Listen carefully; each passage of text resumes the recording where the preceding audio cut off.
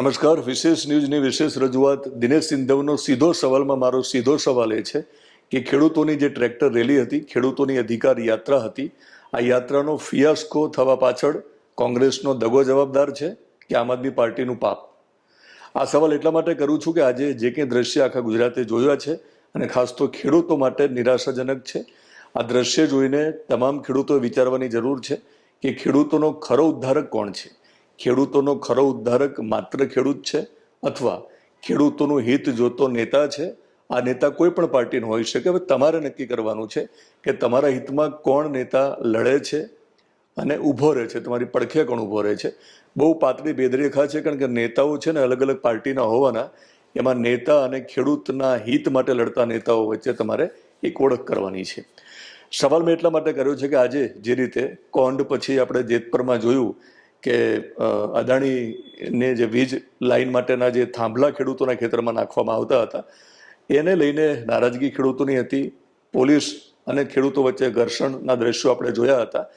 પાલાંબલિયા જે સતત ખેડૂતો માટે લડ્યા, એ આપણે દ્રશ્યો જોયા. ખેડૂતોને તેમને લડત માટે એક કર્યા. કોંગ્રેસમાંથી પાલાંબલિયા આવે છે ત્યારે સ્વાભાવિક છે કે ધીમે ધીમે ન ખબર પડતા આખું આંદોલન કોંગ્રેસ પ્રેરિત થતું જોયું. જિગ્નેશ મેવાણી પણ ત્યાં જાય છે. એ પછી જિગ્નેશ મેવાણી ત્યાં 15 જૂને ગાંધીનગર જવા માટેનું એક આહવાન પણ કરે છે.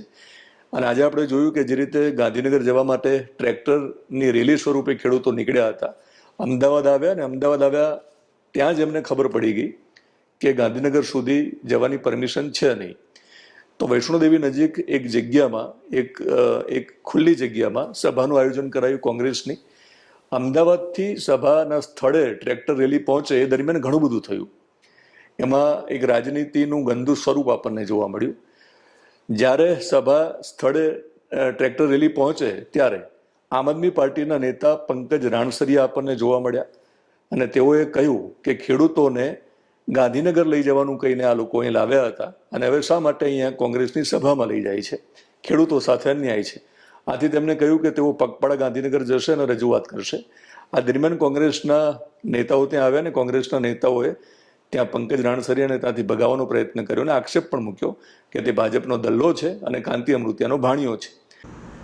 જમાવટના રિપોર્ટર પાયલ જ્યારે ખેડૂતોની રેલીને કવર કરી રહ્યા હતા, આ દરમિયાન જે બવાલ થઈ તે દ્રશ્યો તેમના કેમેરામાં કેદ થયા હતા. આપણે જોઈ શકીએ છીએ કે આમ આદમી પાર્ટીના એક કાર્યકર ઉપર આરોપ લગાવવામાં આવી રહ્યો છે કે તે ભાજપનો દલ્લો છે અને કાંતિ અમૃતિયાનો ભાણિયો છે. જુઓ આ વિડીયોમાં શું હતી બવાલ. કઈ વાતની બબાલ, કઈ વાતનો ગુસ્સો? પંકજ રાણસરિયા આપનો ભાજપનો દલ્લો આવી અને કોંગ્રેસની સભા ખરાબ કરવા આવ્યો છે, ખેડૂતોને ઉશ્કેરીને માહોલ ખરાબ કરવા આવ્યો છે.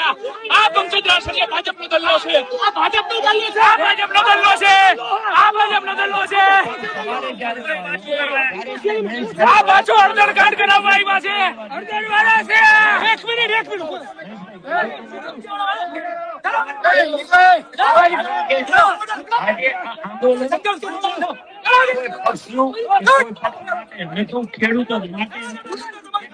કાંતિ અમૃતિયાનો ભાણિયો છે.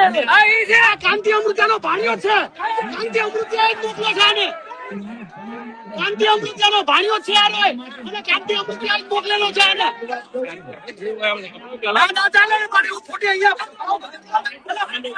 કોંગ્રેસે સ્પષ્ટતા પણ કરી કે હળદળવાળી કરવાવાળા લોકો છે.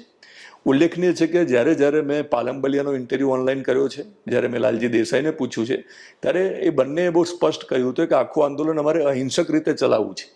અમારે અહિંસક રીતે એટલા માટે ચલાવવું છે કે જેથી કરીને હળદળવાળી ન થાય. કારણ કે હળદળમાં આપણે જોયું હતું કે રાજુ કરપડાની આગેવાનીમાં જે રીતે આંદોલન થયું આમ આદમી પાર્ટીની આગેવાનીમાં, એ પછી ઘણા બધા ખેડૂતોએ જેલમાં જવું પડ્યું હતું. આમ આદમી પાર્ટીના એક સમયના નેતા રાજુ કરપડા જેલમાંથી પાછા આવ્યા, એ પછી આપના ન રહ્યા અને ભાજપના થઈ ગયા. તો કોંગ્રેસ ઈચ્છતી હતી કે આ પ્રકારનું ન થવું જોઈએ. આમ ટોટલ 5 માંગણીઓ સાથે અમે સરકારને અલ્ટિમેટમ આપવા જઈએ છીએ કે સરકાર સાનમાં સમજી જાવ. આ વખતે અલ્ટિમેટમ આપવા આવ્યા છીએ. તમે જ્યાં સુધી અમને આવવા દેશો આવશું, અને જ્યાં રોકશે ત્યાં અમારું તો અઠે દ્વારકા. જેમ સંઘ દ્વારકા હલીને જતો હોય અને થાકે તો એમ કે અઠે દ્વારકા, એટલે અહીંયા જ દ્વારકા છે, એમ અમારું અઠે ગાંધીનગર. બરાબર છે. અમે ત્યાં જ્યાં સરકાર રોકશે ત્યાં બેસી અને ખેડૂતોની વાત કરીને સરકારને મીડિયાના માધ્યમથી જાહેરમાં અલ્ટિમેટમ આપી અને આવશું.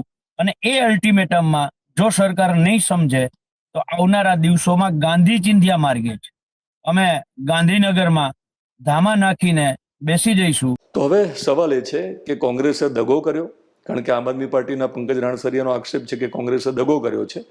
મારું નામ પંકજભાઈ રાણસરિયા છે. આ રેલીની અંદર ખેડૂના દીકરાના નાતે તમામ લોકો આમાં જોડાવા માટે આવ્યા હતા. થોડાક આગળ આવી જાય.